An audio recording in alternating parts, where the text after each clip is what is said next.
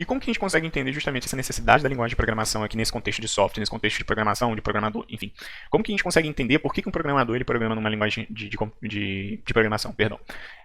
Para isso, a gente vai ter que dar um passinho atrás e entender como que nós, humanos, nos entendemos e como que a máquina, ou seja, o computador, ele entende as coisas. Nós, humanos, que é justamente esse caso aqui da direita, que eu coloquei aqui para vocês, nós entendemos numa linguagem aqui que eu chamei de linguagem natural, ou seja, são os nossos idiomas, português, inglês, espanhol, francês, enfim. E aí, essas linguagens naturais, elas são um grande conjunto de regras que vai dar pra gente lá as palavras e que em determinadas ordens essas palavras querem dizer determinadas coisas. E aí, nós, sabendo disso, nós humanos brasileiros sabendo disso, a gente monta as nossas frases de tal forma com que a gente consiga transmitir essa mensagem para uma outra pessoa e a outra pessoa também consegue entender isso da mesma forma com que a gente quis transmitir. Então, essa é a linguagem natural, né? Digamos assim, é como nós humanos conseguimos nos comunicar.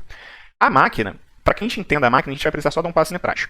O que eu quero dizer? Como que a máquina entende as coisas? A máquina, no mais baixo nível de tudo, assim como eu já falei nessa aula, ela é um grande emaranhado, ou seja, um grande arranjo de componentes eletrônicos. E esses componentes eletrônicos, no final das contas, eles lidam com sinais elétricos. Então, no final das contas, uma máquina ali, ou seja, a linguagem que ela entende, é basicamente a presença e a ausência de tensão em determinadas partes desse circuito eletrônico.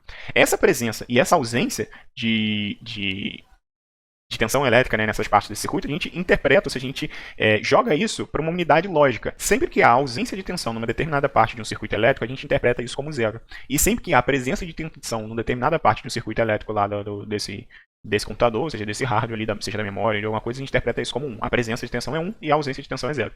Essa linguagem, ou seja, esse comportamento, a gente chama de linguagem de máquina, que é o quê? É um conjunto de zeros e uns que falam para a máquina o que ela deve ou não fazer. Então, quando a gente ordena lá, através do nosso software, para que um computador ele pegue dois números de uma parte da memória, some eles e coloque numa outra posição de memória, ou seja, quando a gente pede para o nosso computador somar dois números, multiplicar dois números, colocar um número x elevado a um número y, ou tomar uma decisão, ou seja, saber se um determinado número é maior ou menor do que 7, por exemplo, esse computador, no final das contas, ele está lendo basicamente grandes conjuntos de instruções escritos em zeros e uns, lá no mais baixo nível de todos, ou seja, no nível do hardware.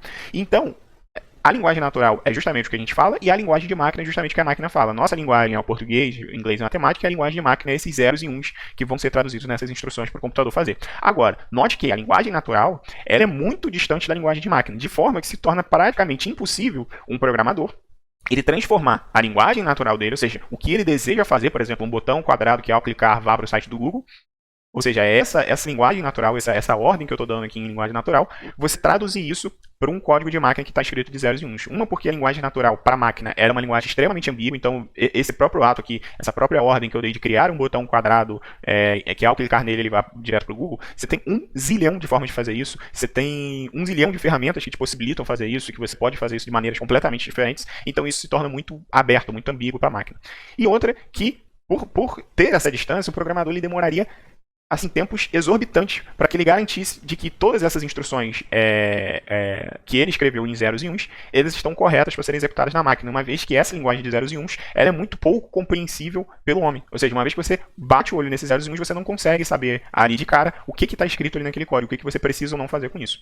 Então, justamente por conta dessa distância e por conta dessa impossibilidade de você transformar essa linguagem natural numa linguagem de máquina, cria-se justamente a linguagem de programação, que é como se fosse um homem do meio ali. Ou seja, ela não é nem tão alto nível a ponto de não ser de ser muito aberta, né, digamos assim, de ser muito ambígua, e nem tão baixo nível a ponto de não ser compreensível pelo homem, ou ser de pouca compreensão pelo homem. Então ela é justamente um homem do meio aí que vai possibilitar com que a gente pegue as nossas intenções, que são criadas através das nossas linguagens naturais, e coloquemos isso no formato que a nossa máquina consiga entender.